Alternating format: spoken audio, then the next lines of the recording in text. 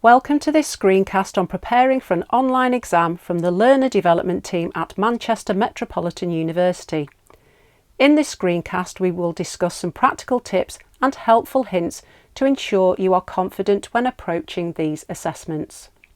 To ensure you are prepared for your online exam, make sure you read and understand the test instructions.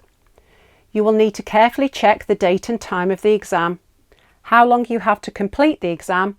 For example, can you do it in over 24 hours, 48 hours or 72 hours? And any other need to know factors. For example, does it need to be in a particular format? If you are unsure of anything, check with your tutor as soon as possible.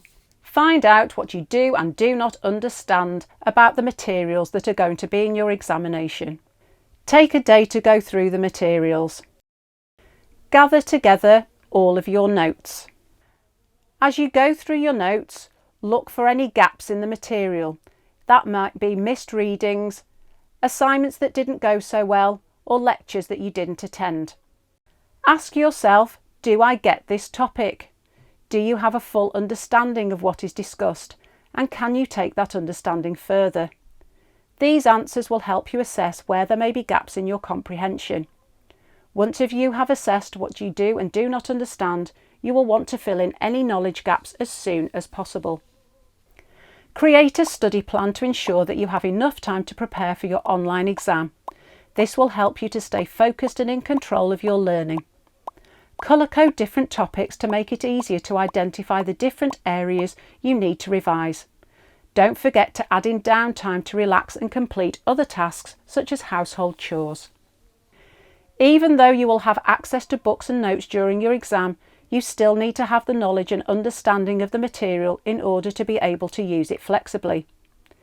It is important, therefore, to organise the material you need for the exam into logical topics or subtopics. You should then create a set of key notes for each section. When you have a complete set of notes, do a reduction of each section of information, concentrating on the main theories, concepts and theorists.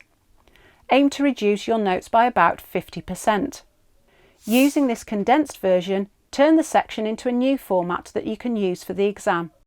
This could be a set of mind maps, flashcards, post-it notes, or essay plans. It's a good idea to use a colour coding system to help you identify specific information quickly. For example, you may highlight theories on your mind map in blue or use yellow flashcards for topic 1 of a unit. It is important that you take time to understand the question or questions you are being asked to answer for your online exam. You can prepare for this by using past papers to identify the different elements of the question. This will help to ensure that you understand what is being asked of you and that you actually answer the question that has been set by your tutor rather than discussing everything you know about a particular topic area. On screen you can see 3 different exam questions. You can break down the question into 4 parts using a highlighting system like the one shown on screen. Firstly, consider what the instruction word means. So, what is it asking you to do? There are many different ways a question can be phrased which changes the meaning of what it is asking of you. For example, analysing something is different to critically evaluating it. You will need to approach the question differently based on the instruction word given. There may also be more than one in the question. Next, consider the topic or topic areas the question is asking you to focus on. This will be from something you have covered in lectures or seminars. You need to identify what it is. It might be more than one topic.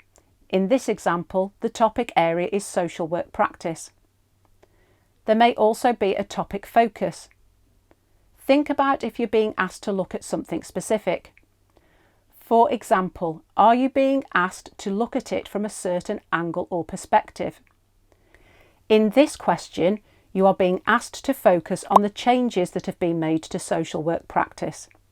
Finally, identify if there are any limits to the question. In the example shown on screen, we can see that you are only being asked to focus on social work within the last 30 years, which means you should not be writing about anything outside this time frame. You can now pause the video to see if you can identify the 4 key elements in the other 2 exam questions on screen. When you are ready, press play to reveal the answers.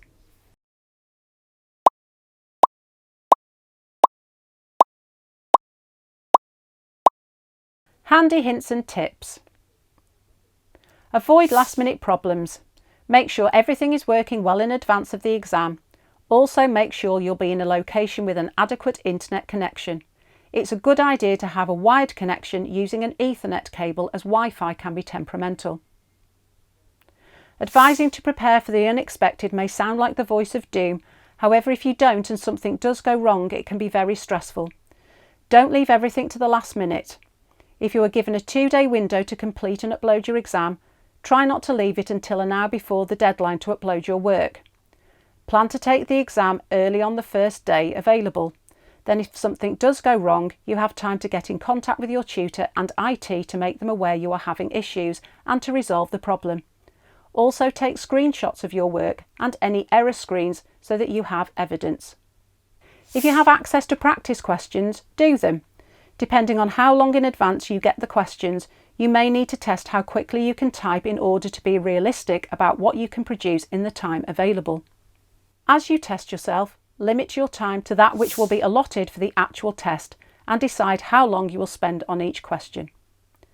Have materials such as notes, books, notepads and pens to hand. Preparation is the key to feeling confident and in control.